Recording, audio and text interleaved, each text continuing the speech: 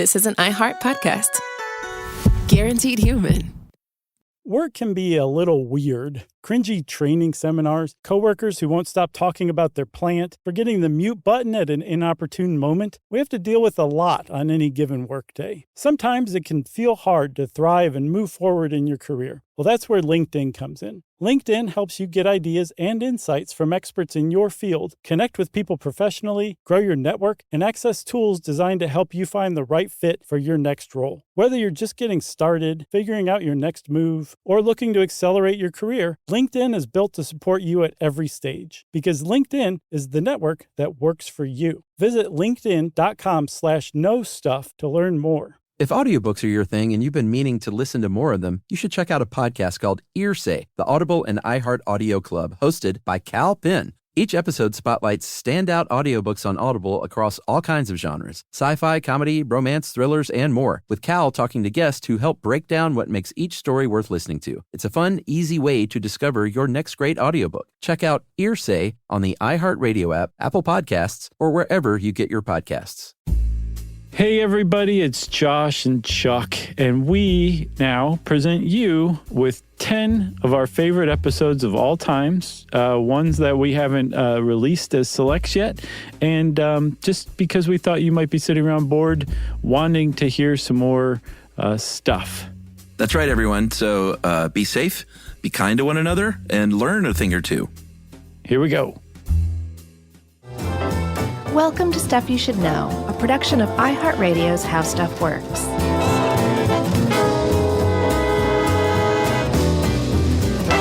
Hey, and welcome to the podcast. I'm Josh Clark. There's Charles W. Chuck Bryant. Howdy. Hi, Sugar. That's I was thinking about that earlier. Wasn't it the Archies? That was an Archies song. Oh, Sugar.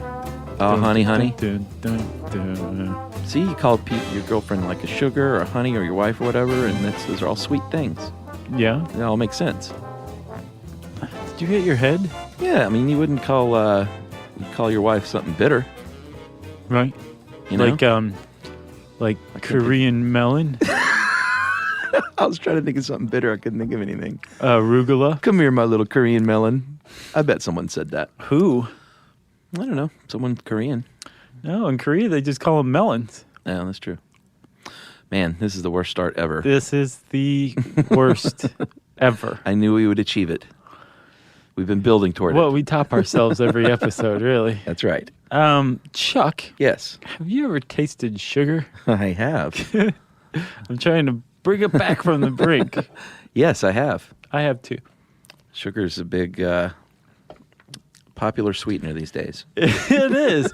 And it's been around for a while. I don't know if you know this or not, but apparently they think sugar is indigenous to the island known as New Guinea in the South Pacific. Yeah. Around Polynesia. And that as long as 5,000 to 8,000 years ago, the Polynesians were cultivating it. Yeah. And going like, this is the jam. Yeah. It's sweet and yummy and sweet. Gives us energy and makes us fat. Remember that Simpsons where I guess Bart grows up to be like a paid taste tester? Yeah, yeah. And like he drinks that soda and like turns into like this horrible, huge, disfigured thing. And he goes, sweet. And the guy with the clipboard goes, pleasing taste, some monsterism. Do you remember? I don't remember that. Oh, it's a great one. Was that the one where it was all of their future selves? No, it was like just a momentary daydream. Gotcha. And it goes back to like his normal self, and he's like, cool. Like he can't wait to grow up to be a professional taste tester. Awesome. You know, the table reading we sat out on, that should be coming out. I can't wait. This year, right? It was a good one. Yeah, it should be coming out. It's exciting. I'm excited. We can't say what it's about. No. We don't know if we can. We're just covering. We're going to err on the side of caution because the last thing we want is for the Simpsons to be mad at us after all these years. For real. Yeah. Yeah. All right. So where are we? Sugar? Yeah, Polynesia. So I guess it apparently island hopped from New Guinea across Polynesia, made its way up to Indonesia. Yeah. And then finally landed in India. And when it was in India, it really started to spread. Everything spread from India back then. Trade routes. And thanks to the Crusades, it was brought to Western Europe. Well, even before that, the Persians started conquering the land. Yeah. And they encountered sugar and brought that with them. That's right. And then you got Columbus. That jerk brought sugar cane itself to the Caribbean and said, like some root samplings, and said, let's try and plant this stuff here. Yeah. And it turned out it was a great place to plant sugar cane. It really was, because it boomed. Sugar cane is a tropical plant. Yeah, the cane. You can't grow it just anywhere. No. But you can grow it in places like South America, the Caribbean, Yeah, South Southern Africa, Southern United States. Sure. Hot places, India, as we already mentioned. Yeah. And it just kind of spread like wildfire across the world, especially once it came to what's known as the New World, like you said, via Columbus. Unfortunately, it also was it became an agent of slavery. Yes, it certainly did. It fueled the slave trade for quite a while. And then by 1750, there were 120 sugar refineries in Britain. They called it white gold. Yeah. And it was, up until that point, it had been kind of a luxury. Well, a little before that, it became a little more widespread. It was a complete luxury. Like, literally, it was for royalty, pretty much. It was so rare and hard to come by. Apparently, the first seaborne international sugar exchange was between Venice and England in 1319. I saw that Venice was the first place where they were like refining it really well. Right, and the Venetians that was a merchant city if there ever was one. Yeah. So they were selling it, and one of the places they sold it, the first place they sold it to overseas was England, and it was in 1319, and they sold 50 tons for what's the equivalent of about $11 million today. And that's tons with an NNE, I'm sure. So, yes. And right now, you could get that for about $20,000. Wow. It was $11 million back then. So it was very, very expensive. But then two things happened that opened the sugar industry and made it available to the general public. The Reformation. Yeah. Which actually strangely led to a decrease in honey, because monasteries were the major producers of honey. Yeah, monks beekeepers. kept bees, and the Reformation led to a closure of a lot of monasteries. Yeah. And secondly, sugar just became more available. Like, those two things happened at the same time, and all of a sudden, it was something that the average person could get their hands on. That's right. And it actually led to a huge increase in tea consumption. Oh, yeah. Because before then, people drank tea, but once they started putting sugar in their tea, they were like, we love tea. Right. And that's when it became like the national drink of Great Britain. Man, I love a good English tea with a little cream and a little sugar in it. Yeah. Just delicious. You a tea guy? I like the herby kind more. No, I like it all, man. I love green tea. I love English breakfast tea. I love black tea. I'll even I'll chai it up every now and then. Oh, wow. I'm into all of it. That's a wild sidewalk right there. And from about 1792 to 1815, there was a lot of warring going on in Europe, and there were naval blockades by Britain that basically Europe needed that sugar fix, and they were like, but you can't cut us off. Right, we yeah. love sugar now. Come on, man. And so in 1747, they realized that the sugar beet, which is the other way you can get sugar, was a great way to do it, and that's how they get their sugar today still. Yeah. And the beet is looks like a beet that's not purple. It's a root. Right. And it grows up out of the ground. Looks like a little, just sort of whitish, light brown. It looks like a turnip. Yeah, sort of like a turnip. But it's sweet. It is. About 17% of the sugar beet can eventually become sugar, as opposed to only about 10% in the cane. Right. Which I thought was unusual. Yeah. So you have these two plants that can be processed separately, independently, and both will produce a sugar indistinguishable to the average person. Yeah. Cane or beet. Pretty neat. Pretty neat. And the reason why, Chuck, why it would be indistinguishable is because all plants have sugar. That's right. It's a carbohydrate, a simple carbohydrate. Mm-hmm. And sugar is a part of photosynthesis, but you can't go out and get, a blade of switchgrass and get enough sugar out of it to make sugar. Right. Even though there's sugar in it, it's only abundant enough in the beet and the cane to really produce sugar. Exactly. But sugar is kind of this it's a molecule that powers the earth. Yeah. Really. Like humans, plants. Everything is powered by sugar. It's pretty neat. It is pretty neat. It is also you can use it as a preservative. It prevents bacteria from growing in jam. Sometimes you can change the texture. They use it as like a food additive to make something look and feel different, not only just taste different. They're like, this doesn't put fuzzy little jackets on people's teeth when they eat it enough, so let's add some sugar. And our favorite use of sugar is to make booze. It accelerates fermentation.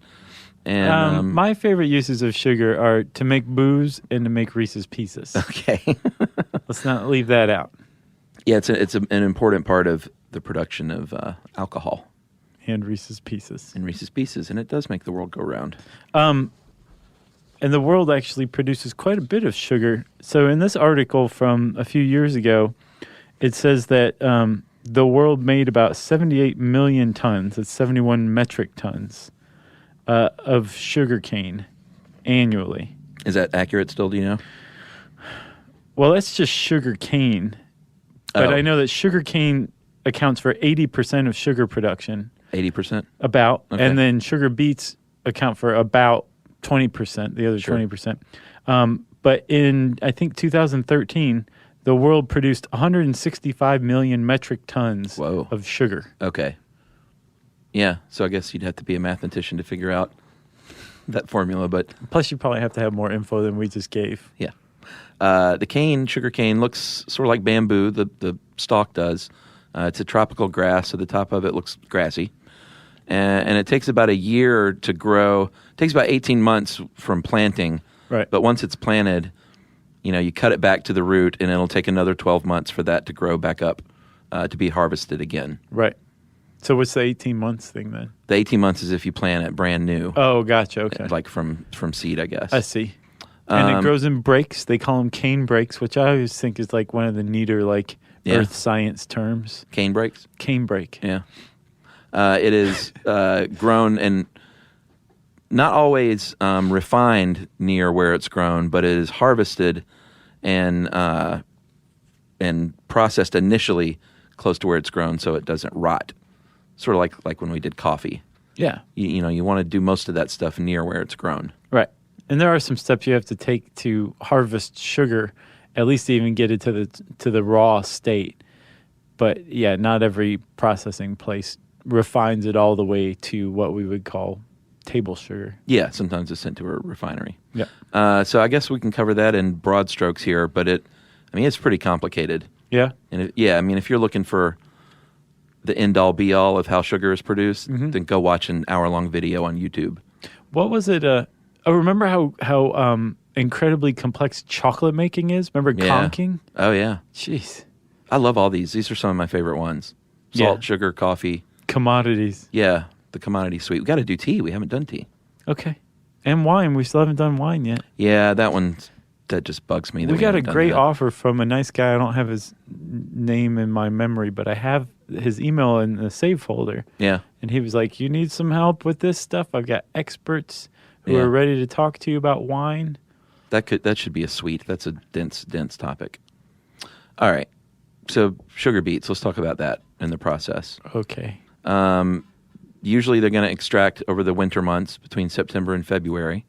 And as we said earlier, sugar beet is about 17% sugar. Yeah. So not too bad. Bang for your buck wise. Right.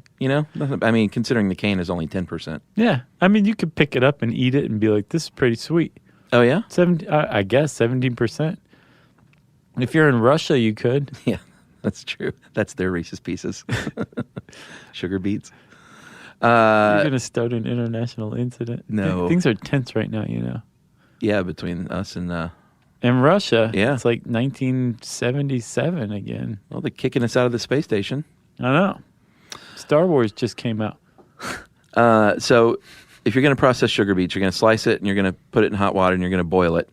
And it's similar to sugar cane. They're going to make a sugary juice. Then they're going to filter it, purify it, concentrate it, isolate those sugars, and eventually you're going to get sugar crystals developing because you send that syrupy juice through what's called a centrifuge. And that's going to separate the crystal from what is known as the mother liquor. Whatever is left, which is one of my favorite terms now. Yeah. When whatever's left over that's not crystal is mother liquor, like byproducts in the original juice. And apparently that can be extracted a few times I would guess so. to get all the crystals out of it. Yeah. And I think sometimes they need to add a little sugar dust to spur that crystallization. Wow, that sounds like a magical process. There's is. mother liquor, there's sugar dust. And actually, now that you bring up sugar dust, do you remember down in Savannah in like 2007, 2008, that sugar refinery that exploded? Oh, yeah. It was sugar that exploded. Oh, That dust in the air? Yeah, sugar dust is particulate matter. Yeah. And when it gets into the air, it can catch fire and explode. That's crazy. And it did. It blew that place sky high. Yeah. When was that? I wrote about it when I got here, so I yeah. would guess like 2007 or 2008. What was the article? Like, how can sugar explode? I think I remember seeing that. Yeah. We should have touched on that, or I guess we just did. But I mean, like, you should go back and check out that now that you realize that it was just sugar Yeah. that blew the place up, it formed a crater, basically. It just blew the whole refinery I knew up. flour could do that too, right? Same principle. Yeah. Any particulate matter can do that, I think. Man, that's nutty. Yeah. All right, so sugar cane, it's a very similar process. They're going to pulverize the stalk, add water and lime, and that's going to be your syrupy, sweet juice. And not lime, like limestone. Yeah, not like squeeze limes into it. I had to double check. No, you're right. Because it's tropical, you know? Exactly. And they're also going to run that through the centrifuge, and you're going to get your mother liquor and your crystals. And that is also going to be washed and filtered and refined further until you get your sugary white goodness. Yeah. Evaporation's going on. It's one of those things that sounds complicated, but it's actually pretty simple. It's the same as when you're like making a simple syrup at home or you're boiling sugar and water. Mm-hmm. It evaporates off and you're going to end up with something super sweet. Yeah. So, Chuck, there are byproducts to this whole process, Yeah. essentially. Molasses is chief among them. Yeah. I never knew that. Yeah, it's a byproduct that comes from boiling sugar, right? Yeah. I mean, it's basically the, it's the dark, like that. That's what makes brown sugar dark, or sugar in the raw dark, is molasses. Right. The molasses isn't extracted as much as it is Exactly. With refined white sugar. Yeah, that's Refined good way to white say it. sugar has zero molasses in it. Like sugar in the raw has more and more. Yeah. So it's less refined. And then the greatest byproduct of molasses is, of course, rum. Yeah. Yeah. I put a little molasses in my when I make my own barbecue sauce. Oh, yeah. It's good. Yeah, that's nice. Another byproduct is called bagasse, and that is the pulp, essentially, of the cane. Are you making these words up? No, those are real words. Okay. What, mother liquor and bagasse? Bagasse. I think another process we studied. Yeah. It's not central just to sugar. It's just the pulpy, fibrous matter left over from this kind of process. I wonder what we talked about that in. Was it coffee? No, Maybe. maybe. But the bagasse is used. Is it bagasse? Because I think I remember us discussing whether it was bagasse or bigas. It's bagasse. I listened to it today. Okay. Yeah, we definitely covered that before. I'm starting to feel like an old man because when we have 700 topics or so, Oh, yeah. like Things I literally seem vaguely familiar, but you Yeah. don't want to sound dumb, so you don't say anything, and then you just spend the next week in your I know. head going over this. I'm telling you, one day we are going to re-record a show and not realize it, Man. and we're going to hear about it. Well, what was it? It was Crystal Skulls. Well, we never released that one. Right, but remember I was like, I thought for sure we recorded this. Yeah. No, Dreams. That's Oh, what yeah, it yeah. was. We went to record Dreams, and we just were, it just wasn't there. Yeah.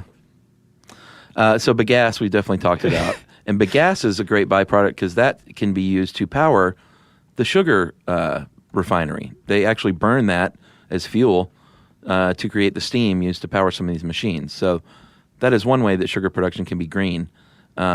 However, mass production of anything like this isn't super green because Right. they're transporting stuff over large distances and there's clear cutting of land. Well, and- that's a big one with with sugar. Yeah, deforestation, like in the Amazon, right? Yeah, that's exactly right. Yeah, so even though they're using things like bagasse as a byproduct to help power, why is that funny to you? Because I always hear biogas in my head. Oh, okay. Anytime you say it.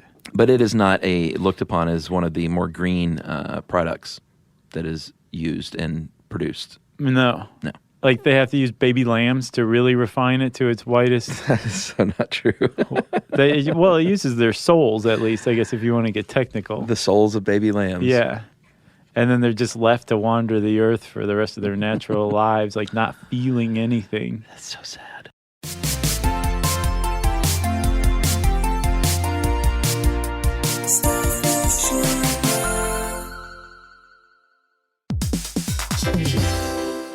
Hey everybody, we're here to talk to you about Wayfair, who believes that spaces should be functional, they should be comfortable, they should be well designed, and they can be well designed by you with their help. Your updated space should feel more comfortable, inviting, and practical for everyday use. And we're talking about outdoor seating. We're talking about grills. We're talking about major appliances. If you need storage solutions, Wayfair can help you out. Patio lighting, rugs, decor. It is your one-stop shop for home. Yeah, I mean, it's getting nice out, so it's time to think about living outdoors for the next few months. And Wayfair knows that outdoor furniture, it's heavy, it's intimidating to assemble. So Wayfair has stepped in and said, we're going to handle the hard part so you don't have to. That's right. You can shop Wayfair Verified, your shortcut to the good stuff. And that means their team of product specialists are going to vet everything by hand using a 10-point inspection, testing things like, quality materials, functionality, and features, and even how long it takes to build that piece of furniture. And the overall experience save time, reduce hassle, and improved convenience. Patio season is here, and these deals won't last. So head to wayfair.com right now to get your outdoor space ready for way less. That's WAYFAIR.com.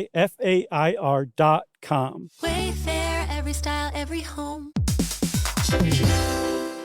Hey everybody, I want to talk to you a little bit about Tide Evo because it represents over 10 years of innovation and product development. Tide Evo is a first-of-its-kind technology where tens of thousands of minuscule fibers are spun together to form a 6 times powerful layer packed with scrubbers, brighteners, pre-treaters, and fresheners. And that's going to deliver a breakthrough clean that's so powerful it feels like magic. Yeah, it is kind of like magic. Tide Evo is revolutionary. A 100% concentrated, waterless laundry tile that's made of compressed microfiber soap layers rather than liquid or powder. And it's not like pods or sheets because it uses 6 layers of detergent fibers to deliver superior cold water cleaning without plastic packaging of any kind. And it provides a mess-free, lightweight solution that dissolves lickety-split. So whenever you run into a laundry challenge, turn to Tide Evo. It's revolutionary, it's magic. Try new Tide Evo. Real laundry magic.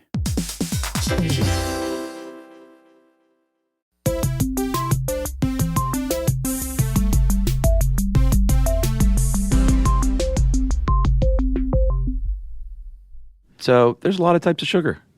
There are. When you think about sugar, especially here in the West, you think, oh, that really white, like really pretty, powdery, granular stuff. Yeah. And that's called table sugar. And that's what's known as sucrose. That's right. And sucrose is 50-50 glucose and fructose. Yes. Sucrose also apparently occurs naturally. But there's a lot of different types of sugar that you're going to find in plants and from some animals too. Oh, yeah? Yeah. So cow's milk contains lactose and galactose. Yes. Both of which are sugars. Yeah. Sucrose, again, that's typically table sugar, but I believe you can find that in plants. Yep, and that's glucose and fructose, like you said. Yeah, and it's 50-50 even. One molecule glucose, one molecule fructose. Put them together, you got sucrose. That's right. Fructose is commonly found in fruits. Yeah. It's also found in honey. Fructose is. Yeah. And then glucose, this is the one you commonly think of when you think the body and sugar. Because glucose is what the body runs on, and we'll talk about that a little more in depth in a little bit. Yeah, and that's in honey and fruits and veggies. Yep. And then something called xylose, which I'd never heard of. That's in wood and straw. It's pretty interesting. Yeah, there's a sugar alcohol called xylitol. Oh, yeah? That's very sweet. Yeah, there's sugar alcohols, and they supposedly circumvent your blood sugar, your normal metabolic blood sugar process. Uh-huh. So they taste sweet, but they don't have any impact on your blood sugar. Huh. And one of them's called xylitol. Xylitol? That's Yeah. the name of the product? Yeah, there's this Danish or Swedish gum that's like the best sugar-free gum you can possibly get your hands on. It's called xylitol. It's so good. Terrible name, though. It is, but it's named after the sugar, All right. which apparently is based on, I guess it's probably wood sugar alcohol. Wow. Yeah. It's pretty creative. I didn't. I'm just recounting here. So No, I know. I didn't know you didn't. Oh, you invent weren't it. complimenting me? No, I wasn't. Sugar comes in different granulations, and from icing sugar, which is, if you've ever heard of confectioner sugar, that you daintily sprinkle on top of your, what's it called? What did you get at the fair? Your funnel cake? Yeah, right. Those are so good. They are. I haven't had one in years, though. Yeah, they're good. I never, I don't indulge in that stuff.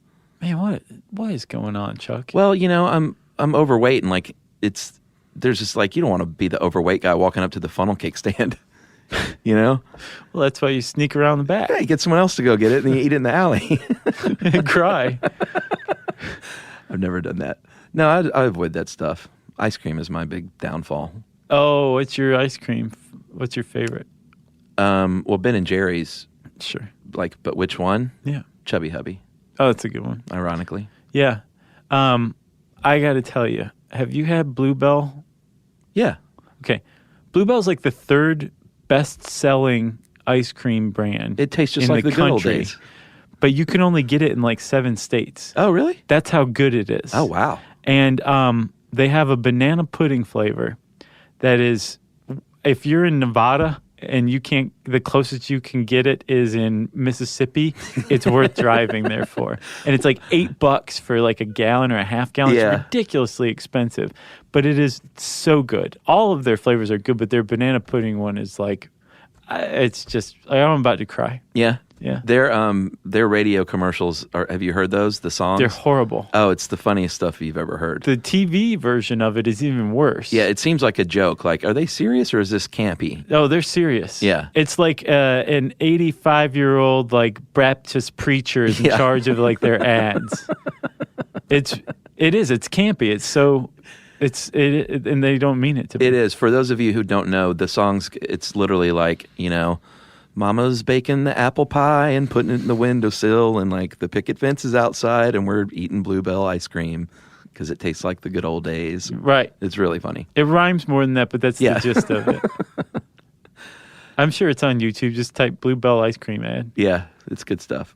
Man, that was a nice sidetrack. Mm-hmm. So then you got castor sugar, which is larger than powdered sugar, but smaller than granulated sugar. Yeah, which I didn't know about until a couple months ago. I don't remember what recipe it was, but there was a recipe that Yumi was making that called for castor sugar. And she was like, "What?" Yeah, both of us were. Yeah, apparently you can make it if with the coffee grinder, you can grind your regular sugar. Yes, she came across that. I think Yeah. we finally found her. She ordered it online or something like that. But Was she making a meringue? Because they're used a lot in meringues, evidently. I don't remember. Maybe I don't remember. Did she make you banana pudding? What did she need that for? No? I'll figure it out on my own time and let everybody know in the next episode. How about that? Rather Sounds than good. all of us sitting here until I remember what the recipe was, and then I pick up the phone and call her and ask. Right. That's good radio, my friend. Yep.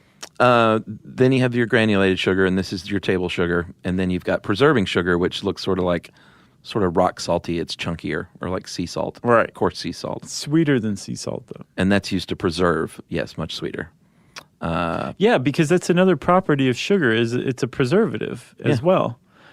You can throw it into some jam if you want, make it extra sweet, but it'll also keep the bacteria away at bay. That's right.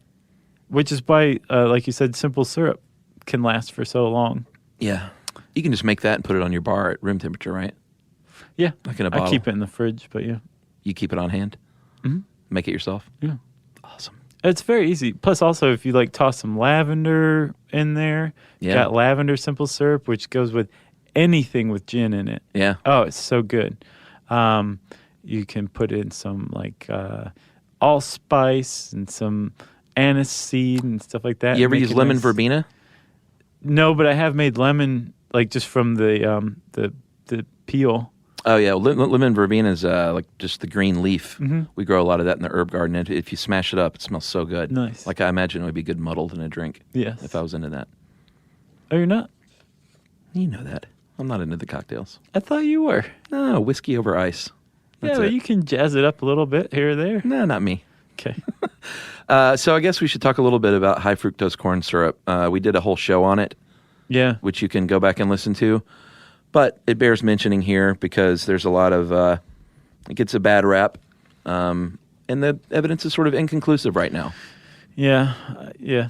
I think what we determined is it's not necessarily any worse for you than sugar, but it's in a lot more stuff and you may not know it. I don't remember what we concluded.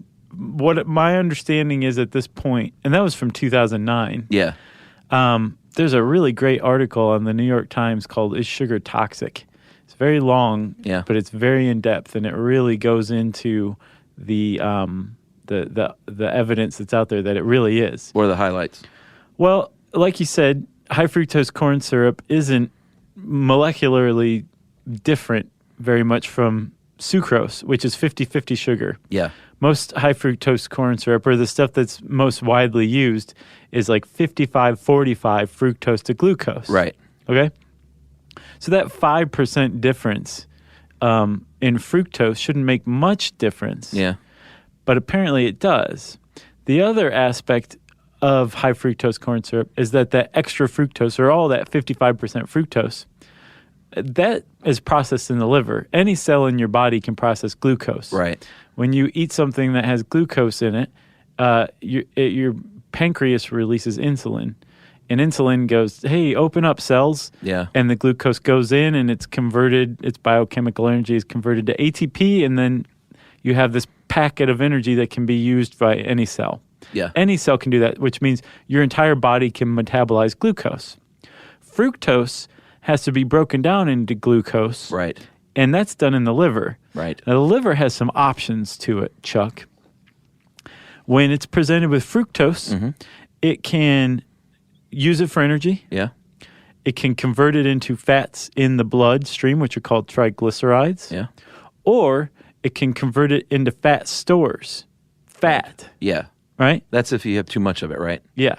Now, with high fructose corn syrup, apparently evidence shows that when it hits the liver, it's just automatically converted to fat. Yeah.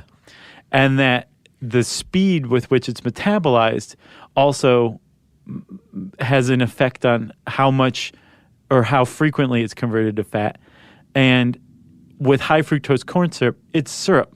Right. And syrup apparently hits the liver a lot faster than, say, an equal amount of apples that you're getting fructose from. Gotcha. So it's being converted to fat like automatically. Okay. That's why they think that high fructose corn syrup is actually far worse from you than just regular fructose or even sucrose, table sugar. Right. Well, the obesity epidemic has sort of matched year to year with the introduction of high fructose corn syrup. Yeah. As far as increase. So that makes sense. Yeah. I read an article today that said that added sugars overall is the problem, whether it's high fructose corn syrup or regular added sugar. Well, that's just added kinda, sugars in a product. That's the USDA's line, and the USDA doesn't want to upset the sugar industry or the Corn Right. Refiners Association. So that's kind of become the predominant government line. Like, yeah, everybody's eating too much sugar. That's the problem. Right. Well, then there's a whole group of people out there who are saying, like, no, it's yeah, sure, that's a problem. Right. But this is an even bigger problem with high fructose corn syrup. Yeah, that makes sense. That it's different, and it's affecting people differently. Right. And it's not the same as sugar. Well, I think a lot of people think that we're ingesting too much corn-based products, period. Sure.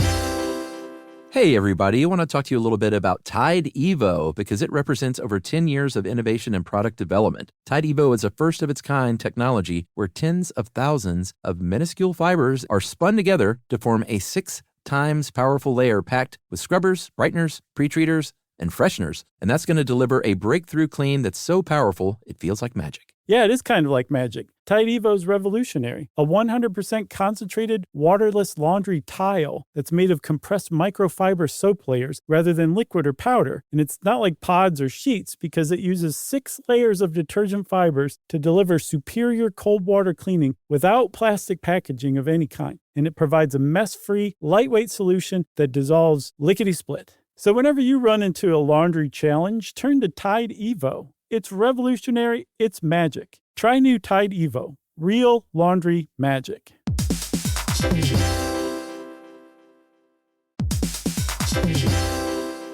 Dell PCs with Intel Inside are built for the moments that matter, for the moments you plan and the ones you don't. Built for the busy days that turn into all-night study sessions, the moment you're working from a cafe and realize every outlet's taken. Yeah, the times you're deep in your flow and the absolute last thing you need is an auto update throwing off your momentum. That's why Dell builds tech that adapts to the way you actually work. Built with a long-lasting battery so you're not scrambling for the closest outlet, and built-in intelligence that makes updates around your schedule, not in the middle of it. That's right. They don't build tech just for tech's sake. They build it for you. Find technology built for the way you work at Dell.com/Dell PCs.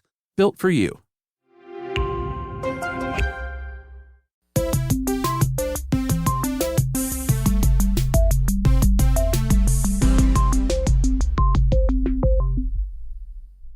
We need to do GMOs at some point, too. You know? Yeah. Everyone keeps calling for it. Some guy sent us a Monsanto. book on it. Yeah? Yeah. Oh, yeah. Did you read it? No, Not I yet. haven't read it yet. Apparently 16% of Americans' calories come from added sugars, which is just like totally empty calories. So again, there's an argument over those numbers. Yeah, sure. No one really knows, but supposedly the numbers are artificially low. And that the average American eats about 95 pounds of sugar a year. Oh, yeah? Yeah. Wow. And the global average is something like 66 pounds.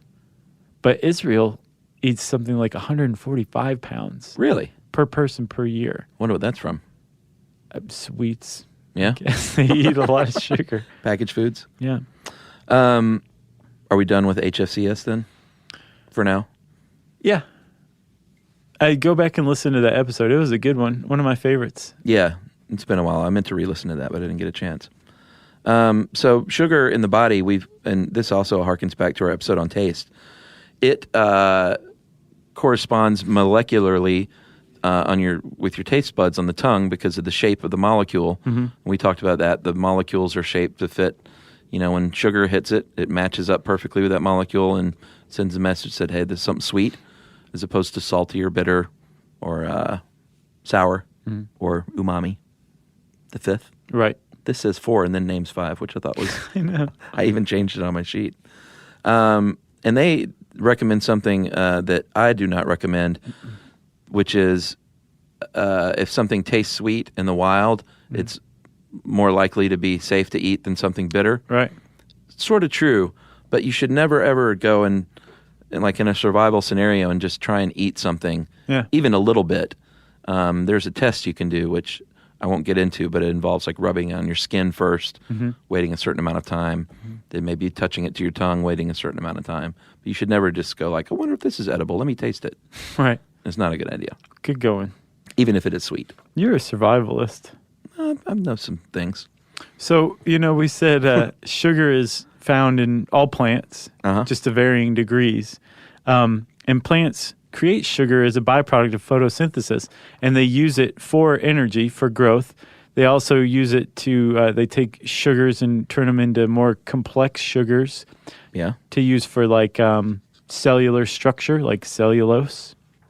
But they also use sugar in their nectar to attract bees and other things to help them pollinate. Yeah. And propagate their species. Because it's sweet stuff. Yeah.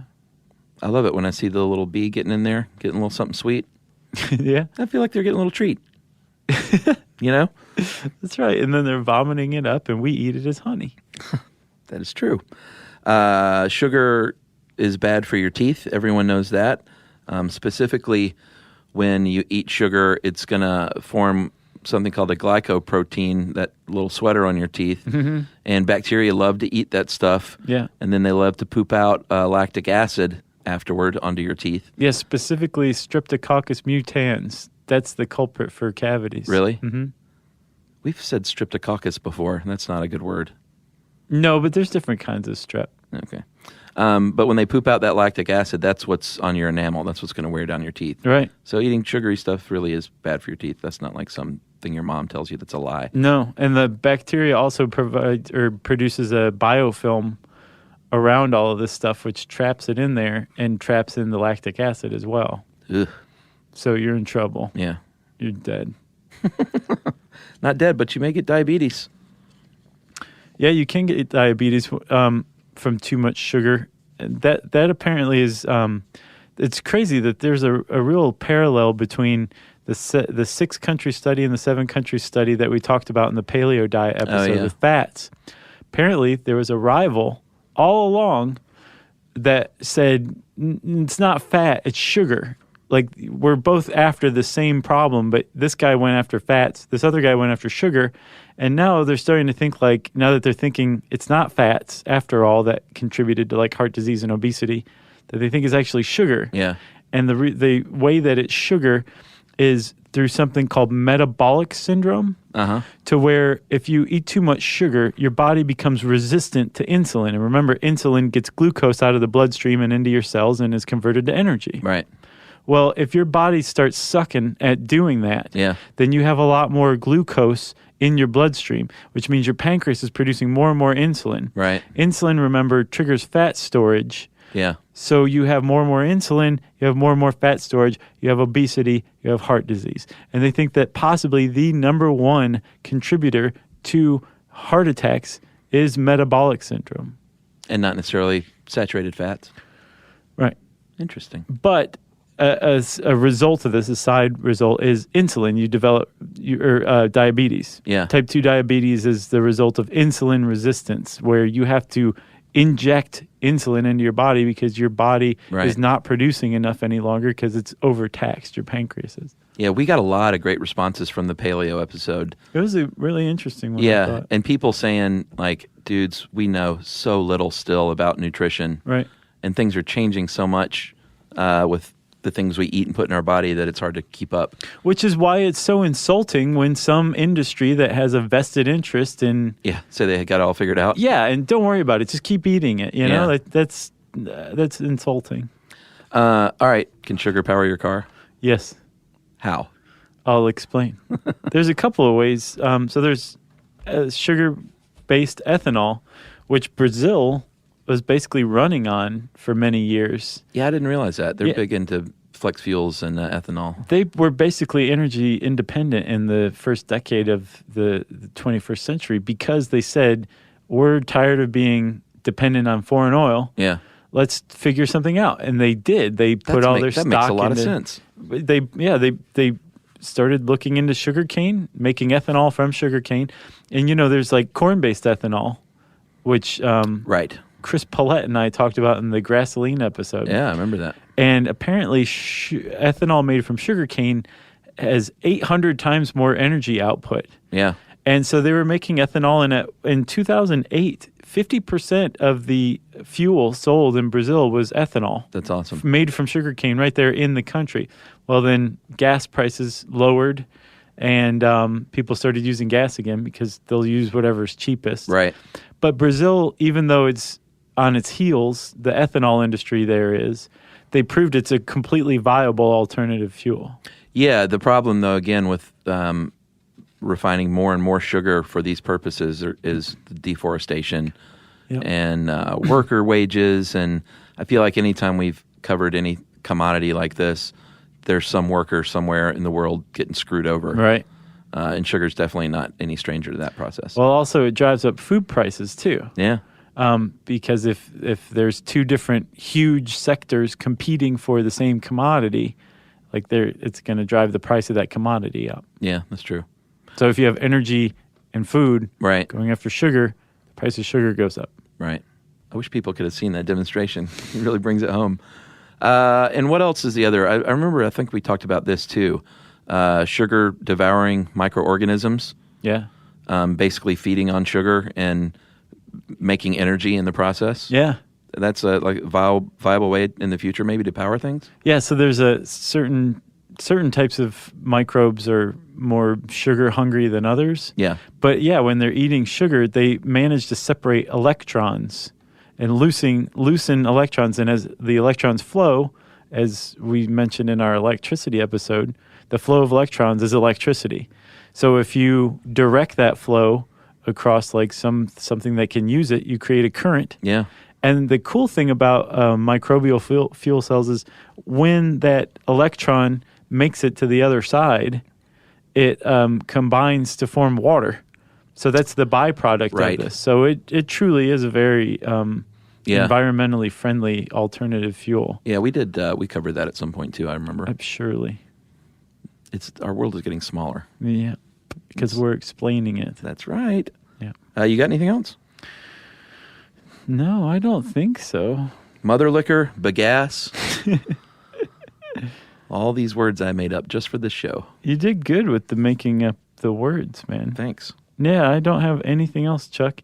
But if you want to learn more about sugar, I'm sure there's some words we left out of this article. You can type sugar into the search bar at howstuffworks.com. And since I said search bar, it's time for listener mail. I'm going to call this refuting listener mail.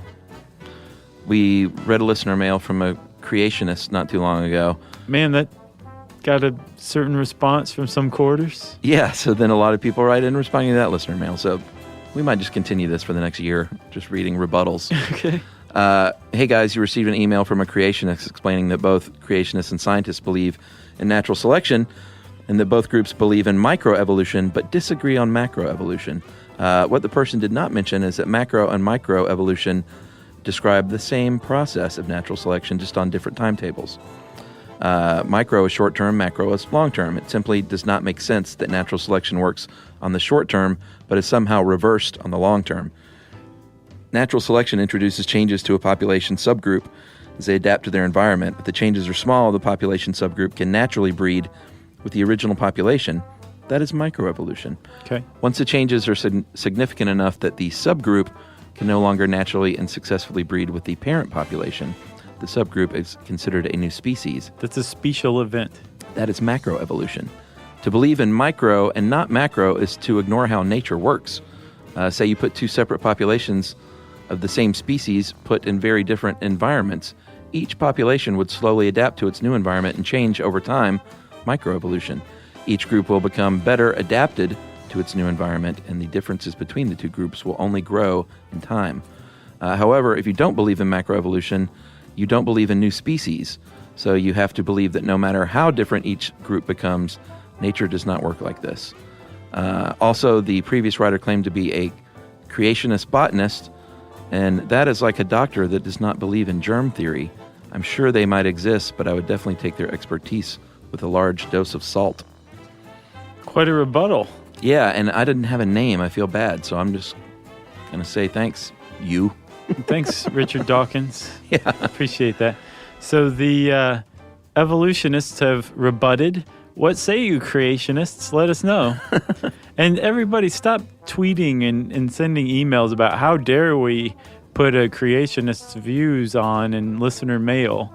It's no way to go through life trying to silence your opponents. You debate and engage. I was surprised. There were a lot of people that said you shouldn't give equal time to this stuff because it's just not true. Yeah, somebody said, I thought discovery stood for something. Interesting. Yeah. Well, hey, I think debate is healthy, and they think you're not right either. So, Yep. Debate is healthy, Chuck. Exactly. If not, Bill Nye wouldn't have done it. Boom. If you want to contribute to the debate, we want to hear from you. You can tweet to us at SYSK Podcast. You can join us on Facebook.com/StuffYouShouldKnow. Send us an email to stuffpodcast@howstuffworks.com. And as always, check us out at our home on the web, StuffYouShouldKnow.com.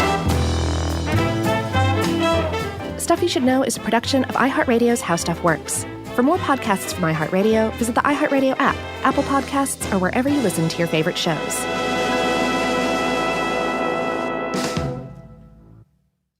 Hey everybody, Aleve has a question for you. Do you remember what it felt like when back pain didn't take over your day? You'd bend, twist, sit, stand, or whatever without even thinking about it. Well, that feeling didn't go anywhere thanks to Aleve. With just one dose, Aleve's long-lasting back pain relief can get you back to moving the way you're used to. Feel that still feeling good feeling hours later with up to 12 hours of back pain relief. Feel Aleve. Use as directed for minor aches and pains. Now streaming on Paramount Plus, the acclaimed series from executive producer Lena Waithe reaches its final chapter, The Chi. For 7 seasons, these stories, these streets, this community have stayed with us. Now it all leads to this. As friendships are tested, families evolve, and secrets refuse to stay buried. One thing is certain, The Chi is more than just a series. It's a legacy. Don't miss the final season of The Chi. Now streaming on the Paramount Plus Premium plan. This is an iHeart podcast. Guaranteed human.